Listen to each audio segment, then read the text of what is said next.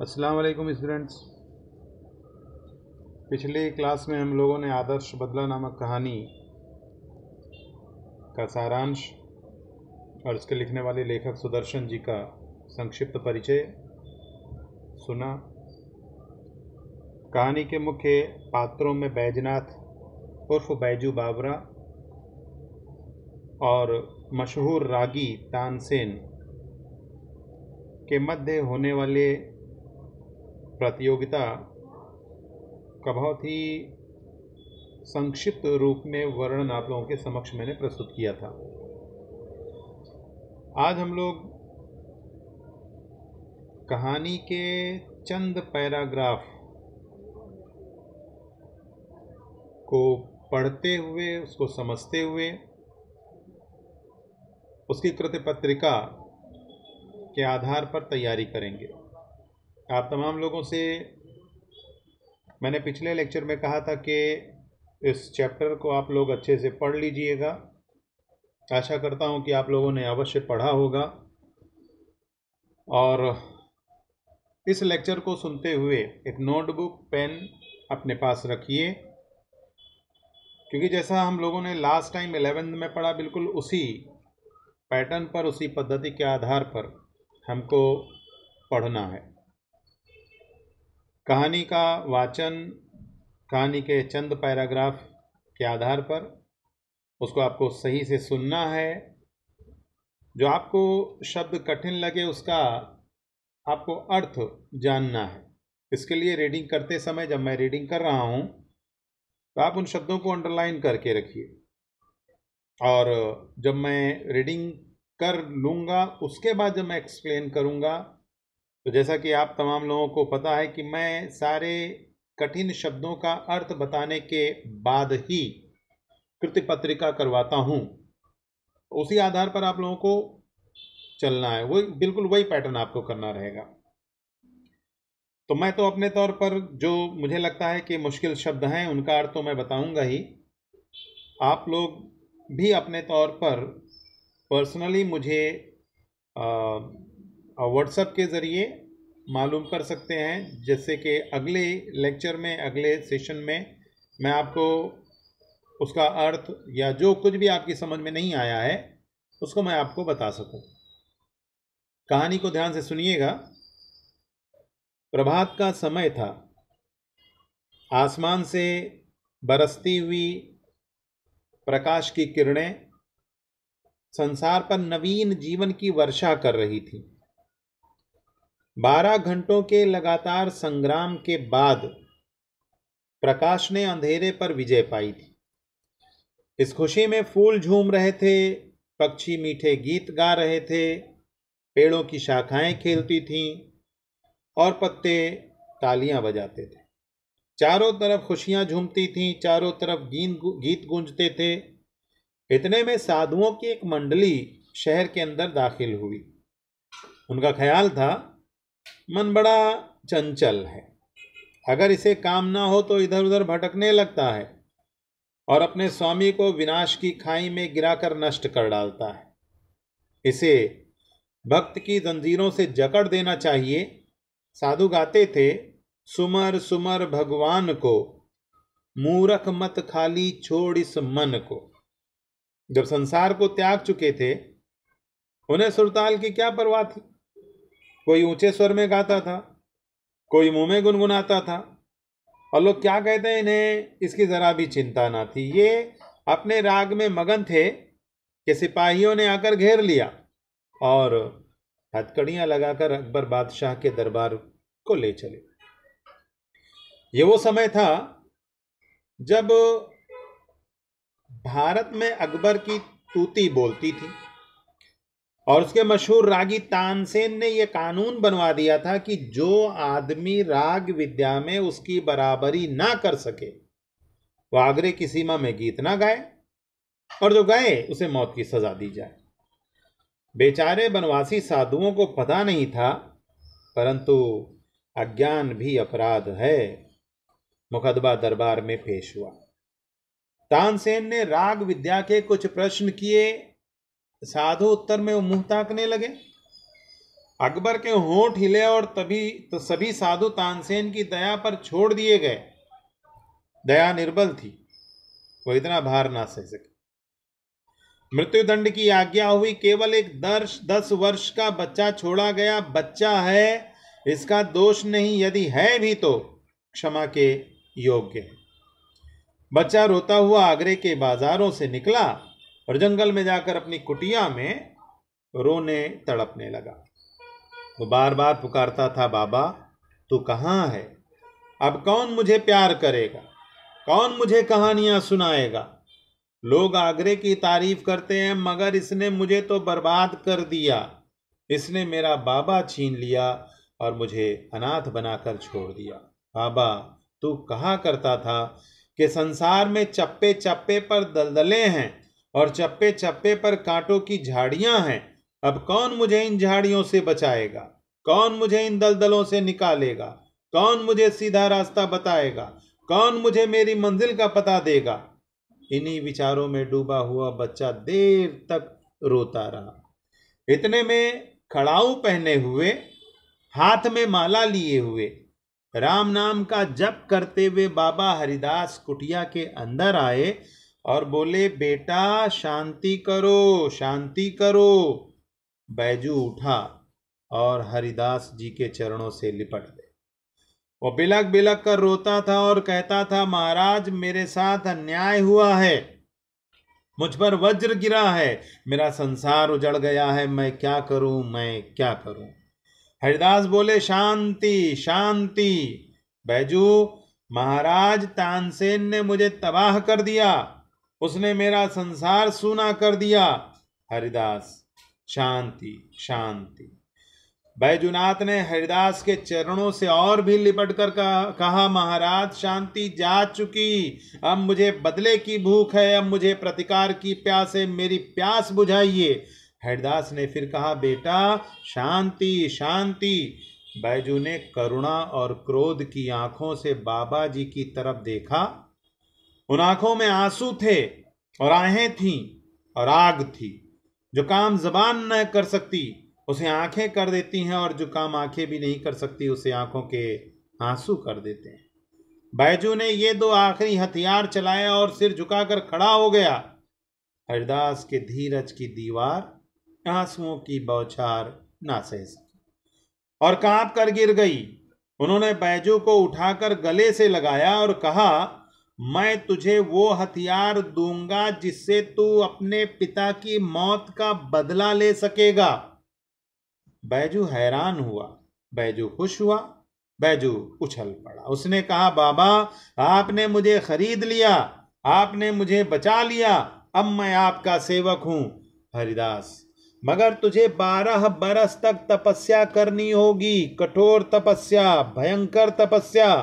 बैजू, महाराज आप 12 बरस कहते हैं, मैं 12 जीवन देने को तैयार हूं। मैं तपस्या करूंगा, मैं दुख झेलूंगा, मैं मुसीबतें उठाऊंगा, मैं अपने जीवन का एक एक क्षण आपको भेंट कर दूंगा, मगर क्या इसके बाद मुझे वो हथियार मिल जाएगा जिससे मैं अपने बाप की मौत का बदला ले सकूं? हरिदास, हाँ मिल जाएगा बैजू, तो मैं आज से आपका दास हूं, आप आज्ञा दें, मैं आपकी हर आज्ञा का सिर और सिर के साथ दिल झुकाकर पालन करूंगा। स्टूडेंट्स, यहाँ तक आपको रीडिंग करना है और शब्दों को विशेषता समझने की कोशिश आपको करनी है, क्योंकि शब्दों के आधार पर ही हर एक तरह की कृति आपको सॉल्व करनी है, उसका समाधान करना है। मैं अपने तौर पर कुछ शब्द हैं जिनको मैं यहाँ पर चिन्हित करता हूँ, आप उसे अपने लेवल पर नोट करते हुए चलिए और कुछ कुछ वाक्यों का अर्थ मैं आपको बताते हुए चल रहा हूँ, ध्यान से सुनिएगा और हो सके तो नोट करते हुए चलिए, खासकर शब्दों का अर्थ, क्योंकि शब्दों के आधार पर ही मैंने बताया कि आपको कृति पत्रिका सॉल्व करनी है। पहले पैराग्राफ का पहली पंक्ति वहाँ से आप ध्यान दीजिएगा। कहानी का आरंभ भी है, और जैसा कि मैं हमेशा बोलता हूँ कि कहानीकार अपनी कहानियों को बतलाने से पहले कहानी की पृष्ठभूमि तैयार करते हैं और उसके बाद फिर कहानी को आगे बढ़ाते हुए उसको चरम सीमा तक ले जाकर उसका अंत करते हैं और एक उद्देश्य वहाँ पर प्रकट होता है।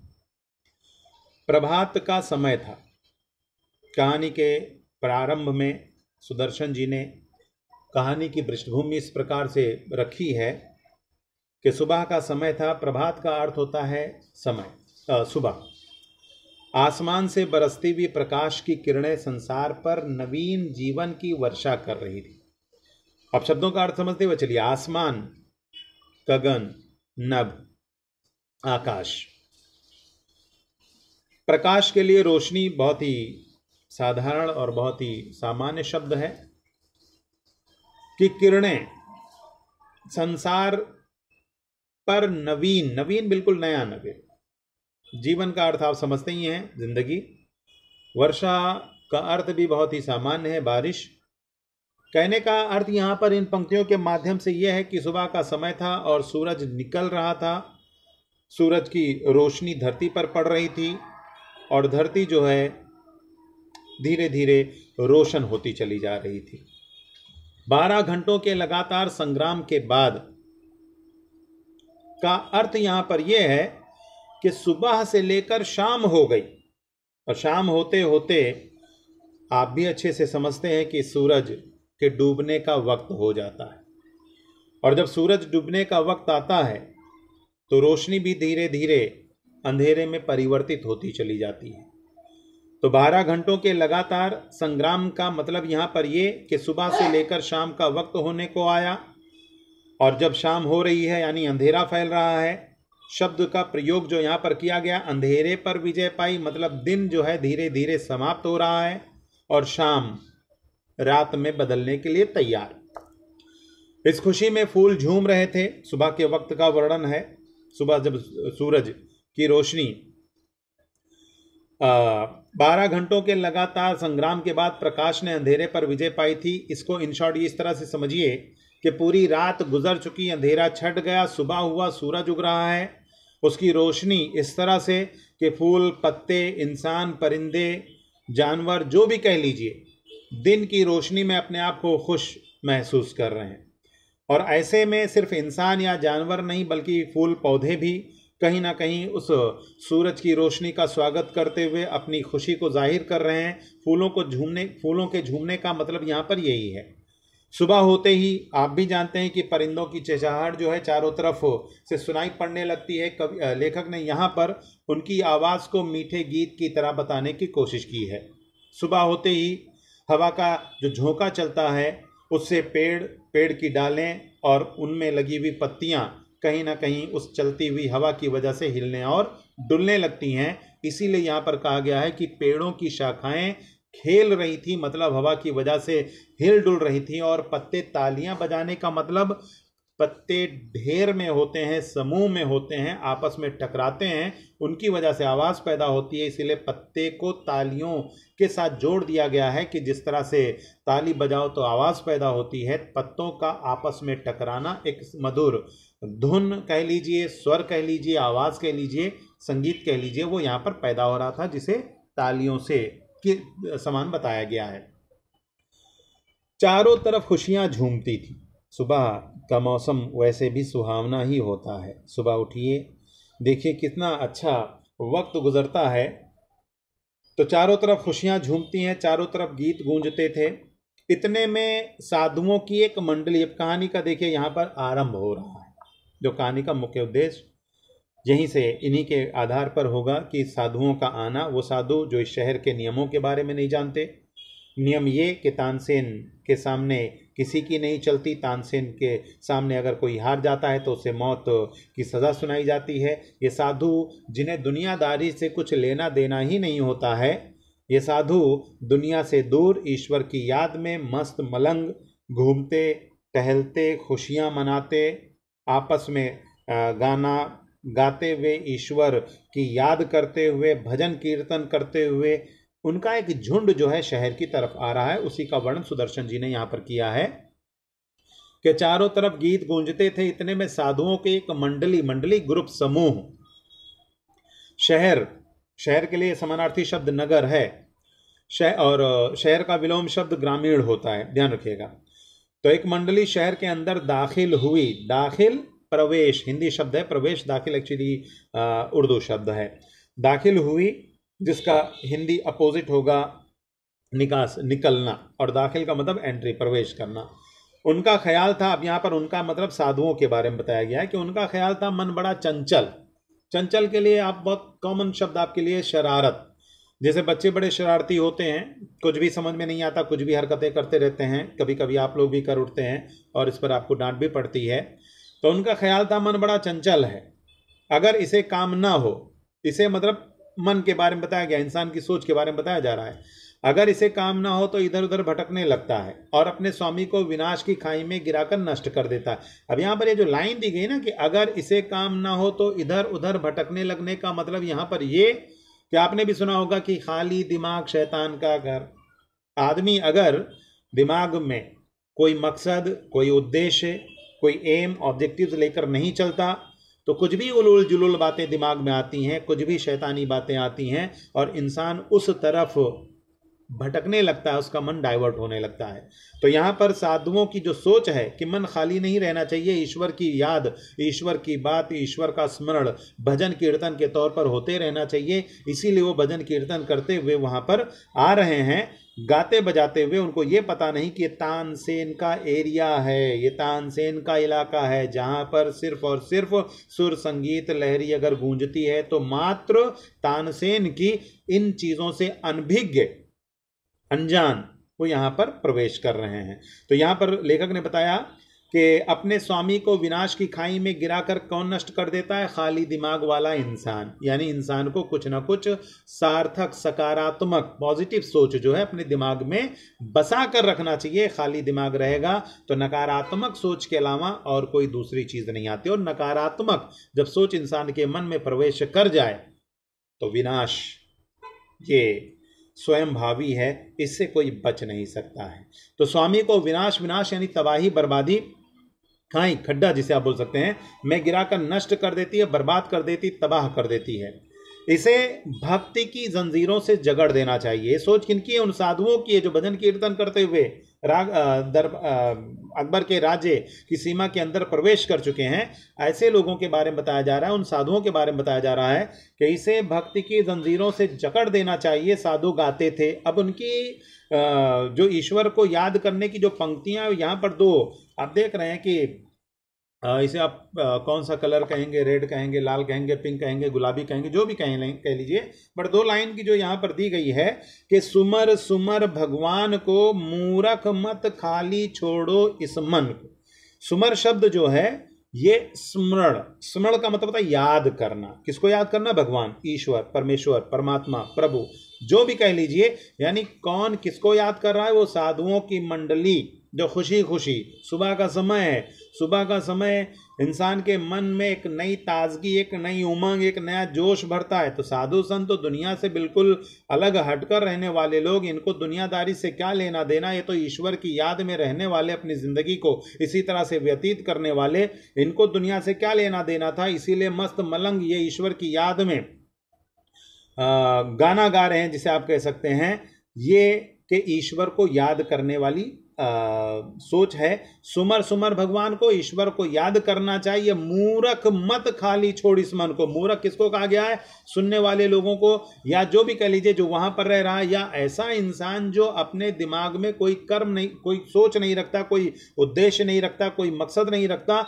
और जब इस प्रकार से अपने मन को खाली छोड़ देता है, तो जैसा कि अभी थोड़ी देर पहले मैंने बताया और आपने सुन भी रखा होगा कि खाली दिमाग शैतान का घर, तो इस तरह की मूर्खता, इस तरह की नादानी किसी भी इंसान को नहीं करनी चाहिए। खाली दिमाग में राक्षस को, शैतान को, गलत सोच को आने से बेहतर है कि आप ईश्वर को याद करें। ईश्वर को याद करेंगे, एक अच्छी सोच पैदा होगी। अच्छी सोच पैदा होगी, आप अपने बारे में अच्छा सोचेंगे, दुनिया के बारे में अच्छा सोचेंगे, यानी आपके माध्यम से एक सकारात्मक सोच जो आपका ही नहीं बल्कि समाज का भी कल्याण करेगी। इस प्रकार की सोच को बनाए रखने के लिए ईश्वर की याद को आप अपने दिल में, आप अपनी सोच में, आप अपने मन में जगह दीजिए।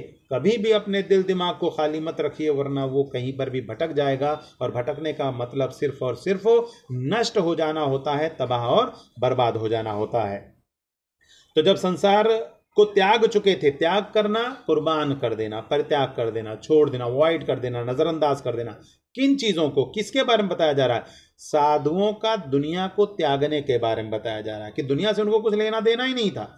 उन्हें सुरताल की क्या परवाह थी? मतलब यहां पर उनको यही नहीं पता कि तानसेन का ये इलाका, जहां पर तानसेन के आधार पर राग के अनुसार, सुर के अनुसार गाना है, और जब आप गा रहे हैं तो आपको तानसेन के साथ जो स्पर्धा करनी है, प्रतियोगिता करनी है। इसीलिए उस राज्य में तानसेन के अलावा कोई गाता नहीं था, कोई राग विद्या में आगे बढ़ने की कोशिश नहीं करता था। बट ये ऐसे लोग थे जो इस राज्य के नियमों से बिल्कुल अनभिज्ञ थे, नादान थे, अनजान थे, और चूंकि दुनियादारी से दूर, इन्हें सुर और ताल की कोई चिंता नहीं, कोई परवाह नहीं। अपने मन में जो भी ईश्वर के शब्दों को याद करके अपने तौर पर राग और सुर के आधार पर, ताल के आधार पर जो भी उनकी जुबान से निकल रहा था, जीवा से निकल रहा था, वो बिल्कुल बेफिक्र होकर बिना किसी चिंता के वो गा रहे थे, और बड़ी तेज आवाज में, ऊंची आवाज में, क्योंकि उनको वहां के नियमों का बिल्कुल ज्ञान नहीं था। जब संसार को त्याग चुके थे, उन्हें सुरताल की क्या परवाह थी? कोई चिंता नहीं थी। कोई ऊंचे स्वर में गाता था उस मंडली में, साधुओं की मंडली में, कोई मुंह में गुनगुना रहा था। जिसे अपनी आवाज अच्छी नहीं लगती वो मन में ही गा लेता है, और जिसे अच्छी लगती है वो दूसरों को सुनाकर खुश होना चाहता है, दाद पाना चाहता है, तारीफ पाना चाहता है, प्रशंसा पाना चाहता है। और लोग क्या कहते हैं, इन्हें उनकी जरा भी परवाह और चिंता नहीं थी, क्योंकि उन्हें दुनियादारी से कुछ भी लेना देना नहीं था। ये अपने राग में मगन, अपने सुर ताल जो भी वो कह लीजिए, बेसुरा कह लीजिए, अच्छे सुर वाला कह लीजिए, जिस आधार पर भी वो गा रहे थे, उस राग में खोए हुए, उनको पता ही नहीं कि उनकी तरफ मौत बढ़ रही है, मौत के देवदूत आ रहे हैं, सिपाही आते हैं, उनको घेर लेते हैं, हथकड़ियां लगाकर अकबर बादशाह के दरबार में पहुंचा दिया जाता है। ये वो समय था जब भारत में अकबर की तूती बोलती थी। तूती बोलना मुहावरा है। इसका अर्थ यहां पर आप इस तरह से समझ सकते हैं कि ज्यादा प्रभावशाली होना, ज्यादा असरदार होना, यानी एक अच्छा इंपैक्ट पड़ना, एक अच्छा इफेक्ट पड़ना। तो मुहावरे के तौर पर इसे अंडरलाइन कर लीजिएगा आप। ये वो समय था जब भारत में अकबर की तूती बोलती थी, और उसके मशहूर का हिंदी समानार्थी शब्द प्रसिद्ध, रागी, राग और सुर का जानकार, दरबारी कवि, नवरत्न कवि, नवरत्नों में से एक कवि तानसेन ने ये कानून के लिए हिंदी शब्द विधि होता है, नोट कर लीजिएगा। ये कानून बनवा दिया था कि जो आदमी राग विद्या में, यानी संगीत, सुर में कह लीजिए, संगीत के विषय में कह लीजिए, संगीत के क्षेत्र में कह लीजिए, उसकी बराबरी यानी उसके बिल्कुल जैसा, उसकी बराबरी ना कर सके, वो आगरे की सीमा में, सीमा के लिए शब्द है सरहद, सीमा में गीत ना गाए, और जो गाए उसे मौत की सजा के लिए समानार्थी शब्द है दंड देना। मौत के लिए मृत्यु शब्द नोट करते हुए चलिएगा भाई। बेचारे वनवासी साधुओं को पता नहीं था। अब यहां पर फिर से लेखक साधुओं की तरफ मुड़ रहे हैं, उनके बारे में बता रहे हैं कि वो बिल्कुल अनजान, मतलब कोई गुनाह उनके माध्यम से नहीं हुआ, बावजूद इसके उन्हें मौत की सजा सुनाई जाने वाली थी। तो बेचारी वनवासी का मतलब जंगलों में रहने वाले साधु संत, जिन्हें दुनिया से कोई लेना देना नहीं होता है, ऐसे लोगों को वनवासी कहा जाता है। और वनवासी का अपोजिट शहरवासी, ध्यान रखिएगा, नगरों में रहने वाले लोगों को शहरवासी, और जो जंगलों में रहते हैं उनको वनवासी। बेचारे वनवासी साधुओं को पता नहीं था, परंतु अज्ञान भी अपराध है। अज्ञान, नासमझी, नादानी। मुकदमा दरबार में पेश हुआ। तानसेन ने राग विद्या के कुछ प्रश्न किए।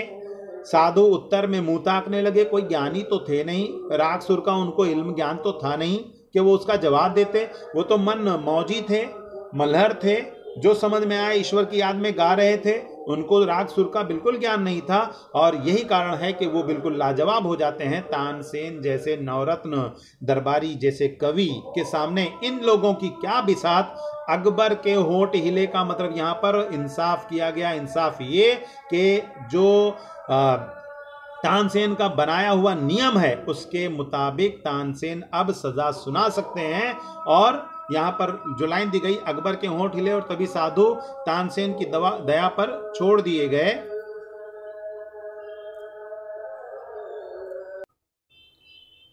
दया निर्बल थी, वो इतना भार सहन ना कर सकी। भार के लिए समानार्थी शब्द बोझ, सहन के लिए बर्दाश्त करना, निर्बल का अर्थ होता है कमजोर। तो दया निर्बल थी, वो इतना भार सहन ना कर सकी। मृत्यु दंड, मौत की सजा की आज्ञा, आदेश हुआ क्योंकि तानसेन के दिल में, सोच में दया नाम की भावना बिल्कुल नहीं थी। कारण ये कि वो अपनी बराबरी का राग विद्या में किसी भी इंसान को बर्दाश्त नहीं कर सकते थे। केवल उस समूह के बारे में बताया गया है कि जिनको मौत की सजा सुनाई गई, उस ग्रुप में एक छोटा सा बच्चा भी था, केवल एक 10 वर्ष का, 10 साल का बच्चा छोड़ा गया। बच्चा है, इसका दोष नहीं, और उसको मौत की सजा सिर्फ और सिर्फ इसलिए नहीं दी गई क्योंकि उसकी उम्र बहुत छोटी थी, बहुत कम थी। कारण शायद यही था कि उसे माफ कर दिया गया। तो इसका दोष यानी इसका जुर्म नहीं है, यदि है भी तो क्षमा के योग्य यानी माफी के काबिल है, क्योंकि इसकी उम्र अभी उतनी नहीं है। अब यहाँ पर देखिए, यही बच्चा, जैसा कि पिछले लेक्चर में आप लोगों ने सुना होगा कि किस प्रकार से तानसेन को राग विद्या में पराजित करके बदला लेता है। ये कोई और नहीं बिल्कुल बल्कि ये बैजनाथ था, बैजू बावरा था, जो आगे चलकर बाबा बद्रीनाथ के माध्यम से संगीत और राग विद्या में कुशल होता है, निपुण होता है, और प्रतियोगिता के आधार पर तानसेन को पराजित करके उसे माफ कर देता है। तो बदला लेता ज़रूर है, लेकिन एक ऐसा आदर्श बदला जिसमें वो मौत की सजा न देते हुए उसे क्षमा कर देता है। तो दया निर्बल थी, वो इतना भार सहन न कर सकी। मृत्यु दंड की आज्ञा हुई। केवल एक 10 वर्ष का बच्चा छोड़ा गया। बच्चा है, इसका दोष नहीं है, यदि है भी तो क्षमा के योग्य है। बच्चा रोता हुआ, सोचिए, छोटा सा, मासूम सा, नन्हा सा, कमजोर सा, जिसे आप कह सकते हैं कि जिन लोगों के साथ रह रहा हो उसे मौत की सजा सुना दी गई हो और उसे छोड़ दिया गया हो, बिल्कुल तने तनहा, जिसका अब इस संसार में, इस दुनिया में कोई भी ना बचा हो, उसके मन पर क्या गुजर रही होगी, किस प्रकार से वो तड़प रहा होगा। वो रो रहा था, बिलख रहा था, चीख रहा था, चिल्ला रहा था, मदद मांग रहा था, लेकिन यहाँ पर उसका अपना अब कोई बचा ही नहीं जो उसके इस दर्द को समझे, उसकी मदद कर सके। बच्चा रोता हुआ आगरे के बाजारों से निकला और जंगल में जाकर, जंगल के लिए वन आप कह सकते हैं, जंगल में जाकर अपनी कुटिया, जिस झोपड़ी में वो रहा करता होगा अपने लोगों के साथ जिन्हें मौत की नींद सुला दिया गया, उस कुटिया में अकेले जाकर वो रोने तड़पने लगा। देखिए यहाँ पर फिर से मैं आपको याद दिला दूं, दो शब्दों के बीच में जब हाइफन आता है तो आपका शब्द युग्म होता है, इसलिए इन चीजों को आप नोट करते हुए चला करिए। तो अपनी कुटिया में, अपनी झोपड़ी में वो रो रहा है, तड़प रहा है, बेचैन है, परेशान है। उनके अब उसका अपना या अपने जो भी सदस्य थे उन्हें अब इस दुनिया में नहीं बुलाया जा सकता था। वो बार बार पुकारता था, बाबा तू कहाँ है बाबा। यहाँ पर वो अपने पिता को कह रहा है, जिसे तानसेन के माध्यम से अन्य साधुओं के साथ मौत की सजा दे दी गई थी। जो बार बार पुकार कर चीख रहा था, पुकार रहा था, बुला रहा था अपने पिता को, तू कहाँ है, अब कौन मुझे प्यार करेगा। नन्हे से बच्चे के दिल की सोच और किस प्रकार से मार्मिक अवस्था यहाँ पर उसकी बताई गई है, किस प्रकार से वो याद कर रहा है, गई गुजरी बातों को भी याद कर रहा है कि मुझे कौन प्यार करेगा, कौन मुझे कहानियाँ सुनाएगा। लोग आगरे की तारीफ करते हैं, आप जानते हैं, आप तमाम लोग जानते हैं कि आगरे की तारीफ क्यों होती है। फिलहाल तो क्यों होती है, क्योंकि वहाँ पर फिलहाल ताजमहल का वर्णन है, लेकिन ये जिस समय का वर्णन है उस वक्त ताजमहल नहीं था। और ताजमहल इसलिए नहीं था क्योंकि अकबर के बेटे जहांगीर के बेटे शाहजहां ने ताजमहल का निर्माण करवाया था, और ये जो दौर चल रहा है ये अकबर का दौर है, तो शाहजहां का दौर तो अभी काफ़ी बाद आने वाला है, तो ताजमहल होने का वहाँ पर सवाल नहीं। लेकिन यहाँ पर आगरे की तारीफ क्यों होती थी? राजा की वजह से होती थी, बादशाह अकबर की वजह से होती थी, उनके नवरत्नों की वजह से होती थी, तानसेन के सुर और मधुर और राग लहरी की वजह से होती थी। तो वो तारीफ का वर्णन यहाँ पर किया जा रहा है कि लोग तो आगरे की तारीफ यानी प्रशंसा करना, तारीफ करते हैं, मगर उस बच्चे की सोच क्या है, उस बच्चे के दिल में जो दर्द है, जो तड़प है, जो शब्द है, वो वाक्यों के आधार पर किस तरह से निकल रहे हैं। मगर इसने तो मुझे बर्बाद कर दिया, मुझे तो तबाह कर दिया, मेरे जो अपने थे वो अब मेरे साथ नहीं रहे, इसने मेरा बाबा छीन लिया, मेरे पिता को ख़त्म कर दिया, और मुझे अनाथ का अपोजिट वर्ड होता है सनाथ, यानी जिसका अपना कोई हो, और अनाथ का मतलब जिसका कोई भी ना हो, लावारिस यतीम जिसे आप कह सकते हैं, इस शहर ने मुझे अनाथ कर दिया, अनाथ बना दिया। बाबा तू कहा करता था। अब यहाँ पर अपने पिता को याद करते हुए उनकी कई भी बातों को याद कर कर कह रहा है कि संसार में रहने वाले लोगों के साथ किस प्रकार का बर्ताव होता है, किस प्रकार से संसार में रहने वाले लोग दूसरों को धोखा देते हैं, किस तरह से लोगों का नाजायज फायदा उठाकर आगे बढ़ने की कोशिश करते हैं। उन तमाम बातों को याद करके यहाँ पर वो कह रहा है कि हे बाबा तू कहा करता था कि संसार में चप्पे चप्पे पर, कदम कदम पर, चप्पे चप्पे के बीच में हाइफन शब्द युग्म वाला शब्द है, ध्यान रखिएगा। दलदले हैं जिसमें एक बार गिरता है इंसान तो वापस निकलना असंभव होता है। दलदले हैं और चप्पे पर कांटों तो इस प्रकार से बच्चा बहुत परेशान, बहुत चिंतित, अपनी झोपड़ी में अपने अपनों को खो देने की वजह से जो दर्द, जो तकलीफ़ को महसूस कर रहा है, याद कर रहा है अपने पिता की कही हुई बातों को कि तू कहा करता था कि संसार में चप्पे चप्पे पर दलदलें हैं और चप्पे चप्पे पर कांटों की झाड़ियां हैं, मतलब हर कदम पर मुसीबत, समस्याएं, और जो इंसान समस्याओं का डट कर सामना करता है वही अपनी मंजिल तक पहुंच भी पाता है। बट यहाँ पर वो नन्हा मासूम बच्चा जिसे दुनिया की समझ नहीं, संसार का ज्ञान नहीं, यहाँ पर वो अपनों के खो जाने की वजह से, खो जाने का मतलब मौत जिन्हें दे दी गई हो, ऐसे लोगों को यहाँ पर खोना ही कहेंगे कि अब कौन मुझे इन झाड़ियों से बचाएगा। झाड़ियों से बचाने का मतलब यहाँ पर मुसीबतों से बचाना, समस्याओं से निजात दिलाना। कौन मुझे इन दलदलों से निकालेगा, कौन मुझे सीधा रास्ता बताएगा, कौन मुझे मेरी मंजिल का पता देगा। इन्हीं विचारों में, इन्हीं ख्यालों में डूबा हुआ बच्चा बहुत देर तक रोता रहा। ऐसे ही समय पर पंडित बद्रीनाथ भट्ट, जिन्हें यहाँ पर पंडित बद्रीनाथ भट्ट नहीं, बाबा हरिदास कुटिया जो गुरु थे बैजू बावरा के, वो यहाँ पर प्रवेश करते हैं। इन्हीं विचारों में डूबा हुआ बच्चा देर तक रोता रहा। इतने में खड़ाऊ पहने हुए, हाथ में माला लिए हुए, राम नाम का जप करना यानी पुकारना, ईश्वर के नाम को बार बार कहना करते हुए बाबा हरिदास कुटिया के अंदर प्रवेश करते हैं और उस रोते हुए बच्चे को देखकर उससे शांति की अपील करते हैं कि बेटा शांत रहो। बैजू उठता है और हरिदास जी के चरणों, कदमों से लिपट जाता है। उसको लगता है कि शायद यहाँ पर मेरे मन की व्यथा को, मन की तकलीफ को हल्का किया जा सकता है।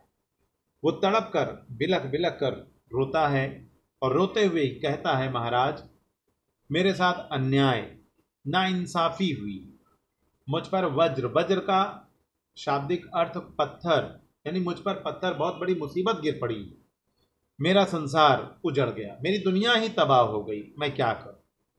हरिदास चूँकि वो भी साधु हैं, संत हैं, दुनियादारी से हटकर जीवन जीने वाले इंसान हैं, उस बच्चे को समझाते हुए कह रहे हैं कि बच्चे शांति रखो। बैजू फिर कहता है, महाराज तानसेन ने मुझे तबाह कर दिया, मुझे कहीं का ना छोड़ा, मेरे अपनों को उसने छीन लिया, मेरा संसार उसने सूना कर दिया। हरिदास फिर उसे समझाने की कोशिश करते हैं कि बच्चा शांति रख। बैजूनाथ ने हरिदास के चरणों से और भी वो लिपट जाता है। महाराज शांति जा चुकी, वो तड़प रहा है, परेशान है, बेचैन है, व्यग्र है, समझ में नहीं आ रहा है कि उस नन्हे से मन में कि वो अब करे क्या, किसके साथ रहेगा, किसके सहारे जिएगा, कौन उसके जीवन के दुख को दूर करने की सलाह मशवरा देगा, कौन उसे समस्याओं से निकालेगा, कौन उसको पालेगा। यहाँ पर वो अपनी इन भावों, इन बातों को बाबा के सामने रखता है कि अब मुझे बदले की भूख है। देखिए, आदर्श बदला बदला है जरूर, लेकिन आगे चलकर वो आदर्श रूप में परिवर्तित होने वाला है। यहाँ पर वो बदला लेना चाह रहा है, अभी बहुत कमजोर है, छोटा है, कुछ भी योग्यता नहीं, कोई काबिलियत नहीं, कोई निपुणता नहीं, कोई जानकारी नहीं, लेकिन वो बदला लेना चाह रहा है, अपनों का बदला लेना चाह रहा है, तानसेन से बदला लेना चाह रहा है। आगे वो कहता है, मुझे प्रतिकार बदला लेना कि प्यास है, मेरी प्यास बुझाइए। वो निवेदन करता है, गिड़गिड़ा कर कहता है कि बाबा मुझे प्रतिकार लेना ही लेना है, बदला लेना ही लेना है। हरिदास बाबा उसे समझाने की कोशिश करते हैं कि बेटा शांति रख। बैजू ने करुणा यानी दुख और क्रोध, गुस्से की आंखों से बाबा जी की तरफ देखा। उन आंखों में आंसू थे, अपनों के खो जाने का, अपनों के इस दुनिया को छोड़कर चले जाने का कारण था। और आहें थी, तड़प थी और आग थी, आग बदला लेने की, जो काम जुबान नहीं कर सकती थी। शब्दों के माध्यम से वो बाबा को नहीं मना पा रहा था, बाबा उसकी नहीं सुन पा रहे थे। लेखक सुदर्शन यहाँ पर यह स्पष्ट करना चाह रहे हैं कि जुबान से जो काम नहीं किया जा सकता वह आंखों से किया जा सकता है, और आंखों का सबसे बड़ा हथियार होता है आंसू। आंसू ऐसे हथियार हैं कि पत्थर दिल भी पिघल जाते हैं। यहाँ पर वही स्थिति बाबा हरिदास की होती है कि बैजू इस हथियार को चलाता है, आंखों से लगातार अश्रुधारा गिर रही है, आंसुओं की बारिश हो रही है। बाबा हरिदास धीरज खो बैठते हैं, उस आंसुओं की बौछार को बर्दाश्त नहीं कर पाते और बैजू को उठाकर गले से लगा लेते हैं और कहते हैं कि मैं तुझे वो हथियार दूंगा, वो शस्त्र दूंगा, वो ज्ञान दूंगा जिससे तू अपने पिता की मौत का बदला ले सकेगा। बैजू हैरान कि अभी तक मैं तड़प तड़प कर कह रहा था बाबा हरिदास मुझे शांत रहने की बातें कर रहे थे, लेकिन यहाँ पर उसके आंसू कारगर होते हैं, कामयाब होते हैं, हरिदास के दिल पर असर कर जाते हैं और हरिदास उसको उनको वचन दे देता है। बैजू हैरान रह जाता है, खुश हो जाता है, उछल पड़ता है और कहता है बाबा आपने तो मुझे खरीद लिया, क्योंकि मेरे जीवन का एकमात्र मकसद बदला है, और वो बदला अगर मैं ले सका तो इससे बढ़कर इस दुनिया में मेरे लिए कोई दूसरी चीज़ नहीं हो सकती। इसलिए वो बाबा से कह रहा है कि बाबा आपने तो मुझे खरीद लिया, आपने मुझे बचा लिया, अब मैं आपका सेवक, आपका गुलाम हूँ, आपका दास हूँ। हरिदास उससे कहते हैं शर्तों के आधार पर ज्ञानी बनाना है, योग्य बनाना है। इस योग्य बनाना है कि तानसेन जैसे इंसान का सामना वो कर सके और अपने पिता की या अन्य साधुओं की मौत का वो बदला ले सके। हरिदास कहता है उस बच्चे से, उस नन्हे से बच्चे से कि मगर तुझे 12 बरस तक तपस्या करनी होगी, कठोर मेहनत करनी पड़ेगी, भयंकर तपस्या करनी पड़ेगी। बैजू के मन में अपने पिता के बदला लेने की जो आग लगी हुई थी, उस आग ने उसको इन तमाम चीज़ों से दूर कर दिया। वो हर एक तरह से तैयार था, उसे बदला लेना था, अपने पिता के मौत का बदला लेना था। वो कह रहा है महाराज आप 12 बरस कहते हैं, मैं 12 जीवन देने को तैयार हूं, मैं तपस्या करूंगा, मैं कठोर तपस्या करूंगा, मैं बड़ी मेहनत करूंगा, मैं दुख भी झेलूंगा, मैं मुसीबतों को भी उठाऊंगा, मैं अपने जीवन का एक एक पल आपको भेंट कर दूंगा, मगर क्या इसके बाद मुझे वो हथियार, वो ज्ञान, वो नॉलेज, वो शस्त्र मिल पाएगा जिससे मैं अपने बाप की मौत का बदला ले सकूं? हरिदास कहता है हाँ मिल जाएगा। बैजू कहता है तो मैं आज से आपका दास, आपका नौकर, आपका चाकर हूं, आप आज्ञा दें, मैं आपकी हर आज्ञा का सिर और सिर के साथ दिल झुकाकर पालन करूंगा। कहने का मतलब यहाँ पर यह है कि हर एक तरह से वो बाबा हरिदास की बातों को मानने के लिए तैयार हो जाता है। वजह आप भी समझ रहे हैं कि जिस प्रकार से उसके पिता के साथ नाइंसाफ़ी की गई, साधुओं के साथ अन्याय किया गया, वो साधु जिनको पता ही नहीं था कि इस राज्य की सरहद के अंदर गाना जो है जुर्म है, ईश्वर को भजन कीर्तन के आधार पर स्मरण करना जुर्म है, उस जुर्म की सजा उन्हें मिलती है जो उन्होंने किया ही नहीं। उस मौत का बदला लेने के लिए 12 बरस की तपस्या करने को वो नन्हा सा बालक जो है तैयार हो जाता है। देखिए यहाँ तक आपको फिर से पढ़ना है और हर एक शब्द जो मैंने उनका अर्थ बताया है वो ध्यान रखिएगा। आगे मैं आप लोगों को एक व्हाट्सएप इमेज भेजूंगा जिसमें कृति पूर्ण करने से संबंधित प्रश्न होंगे। इसी पैराग्राफ से ध्यान रखिएगा, इसी परिच्छेद से संबंधित रहेगा जो हम लोगों ने आज सुना है, हमने आज स्टडी की है। तो कृति पूर्ण करने से संबंधित प्रश्न रहेगा, संजाल पूर्ण करना, लिंग परिवर्तन करना, वचन बदलना, समानार्थी शब्द, विलोम शब्द, उर्दू शब्द, हिंदी शब्द, ये तमाम चीज़ें जो हम लोगों ने 11th में किया है वही चीज़ें हैं। और जो चीज़ें नहीं समझ में आए वो आप लोग अवश्य शेयर करिए और उसका समाधान भी किया जाएगा। बाकी का अगले लेक्चर में।